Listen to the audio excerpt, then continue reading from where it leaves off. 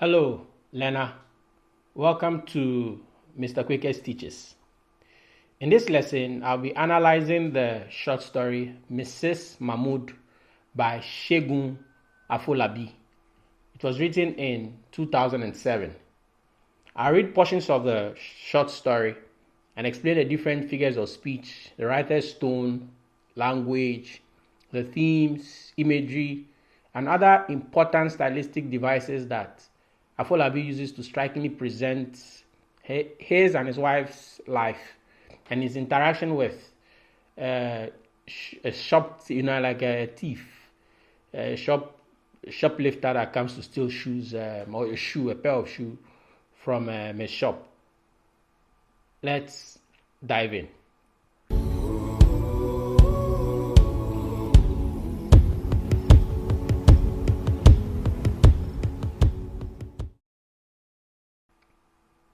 Let me begin by speaking about the writer Afolabi. He's a Nigerian short story writer and novelist. He was born in 1966 in northern Nigeria in a city called Kaduna. He's also the child of a career diplomat, and so that means that he's very well traveled. And then there's this sense that his literary work is called from his experiences, his inspiration from being exposed to different cultures. That's what some literary critics say. In this story, Mrs. Mahmood, he uses the first person narrative voice. You're going to see that in the use of I and my a lot. And talks about the experience of, Mrs. Mahmood, right? He is like Mr. Mahmood because he speaks about his wife, Isobel. His failures, successes, and challenges after a boy attempts to steal at the shop he manages. The story touches on themes like marriage, dealing with in-laws, love, commitment to marriage, etc. I think there's also a deep sense of failure as well, regrets, and we're going to see that when he talks about his younger years. Now, one of the first things that we see in the short story, especially in the first paragraph, is the setting where they live. In the second paragraph, he speaks about the setting of the shop. But in the first paragraph, he speaks about the setting where they live. And then he mentions his wife's name as the first word, right? So the narrator makes the opening paragraph arresting by immediately revealing where he and his wife, Isobel, live. The speed with which he reveals this aspect of his life makes him seem very forthcoming and open to the reader. Also, the detail that they moved to the place above the route of an underground line. Unknowingly, they didn't know, and only shockingly realized when a train rumbled beneath their heads tells that they were duped. Now, that's the sense that he presents. The fact that the narrator knew exactly what it was, while Isobel imagined it was an earthquake, could suggest that he was more streetwise, right? So he says, for example, that the train, the first time is 6:25, it rumbled beneath their heads. So I suspect that it was underneath. But his wife thought it was an earthquake, but he immediately knew that, they were close to a very train track. Now, there's also something else to see about him. He, however, confesses that he has become so used to the noise that he's unable to sleep without it. So he's sort of become used to the dysfunction of the noise of the trains. And he uses onomatopoeia to describe this. And that provides auditory imagery for the reader. So the narrator provides auditory imagery of the setting with rumbled and earthquake, which highlights the tremulous and invasive nature of the sound, while the mild vibrations and dim distant thrum of carriages reveals that he has come to like the sound. See how he describes it? Mild vibrations and dim distant thrum of the carriages. So he's become used to it. He's come to like it. So this explanation is evidenced by him claiming, I couldn't live in a quiet place now. That's how he ends. My tolerance for tranquility is gone. Now, I think this sort of reveals to the reader that sometimes when you live in a place that is dysfunctional, you become used to it. And so when you go to a place that is normal, you think that the place that is normal is dysfunctional instead. And that's what we see in the way he describes his newfound love for the noise of the train.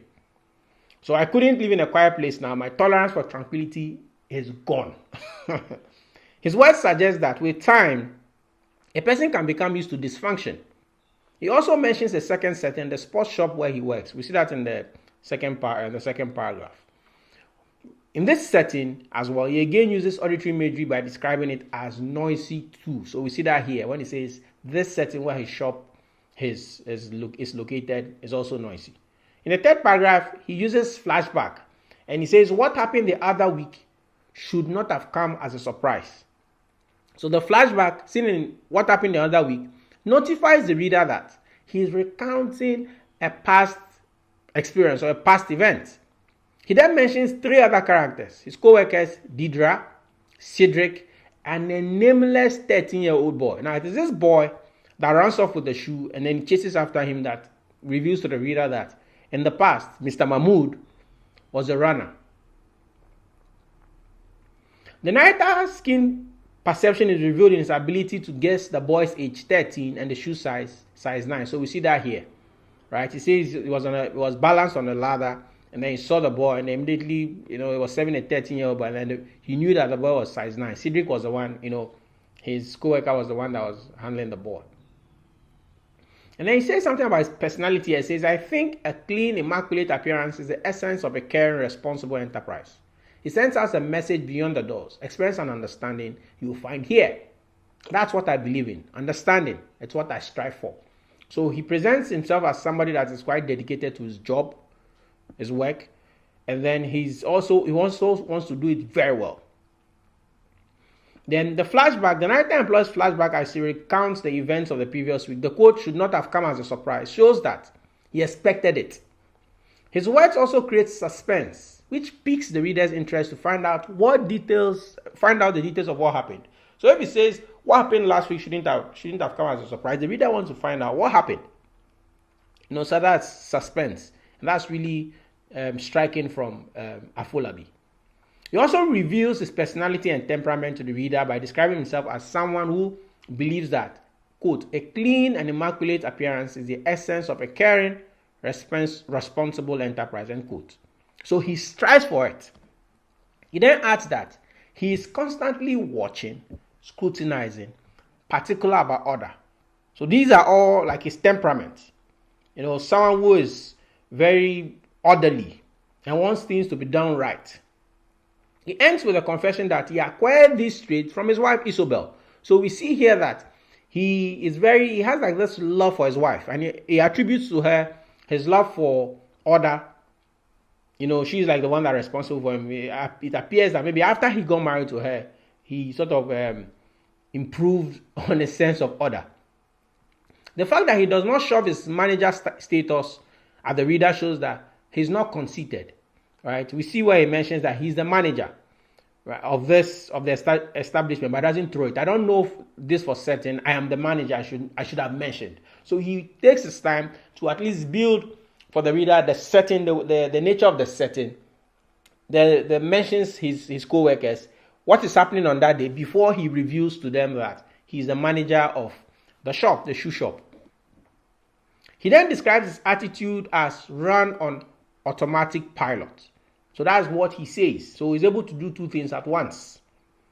And this is what he says, I wasn't paying particular attention to what was happening in the shop. I tend to run on automatic pilot when I'm doing the mundane tasks. So when he's doing things that are unimportant, he sort of does it almost mindlessly, right? And he describes that as being like on automatic pilot, which shows that his attention is always divided between two things: doing the mundane things and making improvements, long-term plans. So when he's making improvements, long-term plan, then he uses his mind. When he's doing mundane tasks, like being on the ladder and doing all of that, then he's running on automatic pilot. His work shows that he's a thinker and someone who is very observant, right? So that way I can free my mind to concentrate on improvements, long-term plans. Then we also see the use of personification as well in this portion of the text, where he says, thus doing a disappearing act. So that personifies and presents the dust as a magician. So it's there 1 minute and then the next minute it is gone. Then we see the use of simile as well. This one seemed to soar like a gazelle. Here he's giving a description of the boy, and we see that in this sentence here when it says the boy with the trainers was wandering around the shop floor, testing out the shoes. He walked a few meters, stopped, then reached up on his toes. Something I'll look at the young. Sometimes I'll look at the young, wonder whether they are headed for great things. This one seemed to soar like a gazelle. So we see here that the first impression that the narrator has of the boy is like the boy is like a gazelle, which powerfully reveals that the boy is very bold, right? And he acted quite, he's like somebody who acted gracefully. It also suggests that he carried himself, the boy I mean, with dignity and class. The narrator's keen observation is again seen in the way in which he details the actions of the 13-year-old boy thief. So we are told that he did not waver on his feet. Then he crouched down low, stood up again, and made his way back to the chair. I like that in a customer, someone who really knows what he wants. So he looks at the boy from a distance, and he sort of likes the boy, right? And this is the boy that will end up, running out with the shoe. It says someone who can pick out strengths and weaknesses and isn't afraid to do so in the setting of a shop. A lot of people are quite shy. They'll wear a pair of shoes, stand up, sit down, and then immediately say, yes, I'll take these. They might look flushed, a little sheepish, as if they have caused an inconvenience, put out a member of staff. And that's a metaphor when he says a little sheepish, which suggests that some customers are docile. He thinks of them as being docile and timid.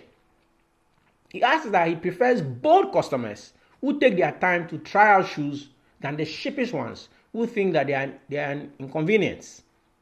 He concludes that he feels like asking timid customers to walk more in the shoe, but he does not. So we see that here when he says that often I want to say something to them, ask them to walk around a bit, deliberate. But I don't say anything, of course. It's money in the till after all. So he wants them to be more, to explore, to be more adventurous, try out the shoes, check if it fits very well. And that he likes. And that is what he's seen in the boy. Now, the portion where he says that it's money in the till after all introduces a theme of capitalism. The narrator also reveals his dilemma of wanting to encourage the shoppers to be more adventurous. He confesses that he leaves them alone because it's money in the till after all. Then we also see the use of visual imagery. We are told that the boy looked down at the shoes and scrunched his feet around and wore a slight grimace. Combined, both of them, visual images, combined to provide vivid visual imagery of the way the boy moved his feet and face. So he tried the shoes and then he sort of moved his feet inside of it. And then also had a grimace on his face as well. Afolabi's use of wore to describe the slight grimace suggests that it was an accessory that the boy could put on and take off as well. Also, the narrator saying it occurred to me to step down from the ladder to assist, but then I did not, reveal that he had the premonition to come down and help Cedric, but he did not act on it. So that's where we see it here. So he says, it occurred to me to step down from the ladder to assist, but then I did not. The next thing we see is that the boldness with which the boy walked out of the shop, right? So the boldness of the boy is seen in the manner in which he walked out of the shop. Remember, around this point, the boy has left his old shoes and then is trying on these other Nike shoes. And then he just walks out of the shop. He has stolen the trainers. He just walks out. The narrator reveals that he did not run or look behind himself. The boy didn't do that. So he did not run or look behind himself suddenly or tear down the street. So we are told that he just walked as if he had been wearing his own shoes, walking out of his own house. So the boy's attitude shows that the narrator read him well. He is in fact confident. The narrator describes the boy's manner of leaving the shop with a simile. He walked away as if he had been wearing his own shoes, walking out of his own house, which provides visual imagery of the boy walking very leisurely, casually, and unhurriedly with the trainers, stolen trainers. He adds that the boy only began to sprint, in quote, when he noticed the narrator was running after him. So we're told here that I watched him impassively. By the time I had reached the door, he was some way down Tottenham Court Road. Now, one of the things you're going to see about the narration that I really like, it takes us like through the streets of London. So it begins later on. We're going to see when it talks about Camden and other areas as well. So if you live in the UK, for example, these are places that you can. The setting is a place that you can tie to, where you live. Especially if you live in London. But if you live outside of London, you can actually use Google Maps to see the trajectory or the movement and everything. It's quite impressive. I did it and I really enjoyed it. So the narrator reveals that he engaged his automatic pilot. So this is really key, right? Because the boy was unhurried with the trainers.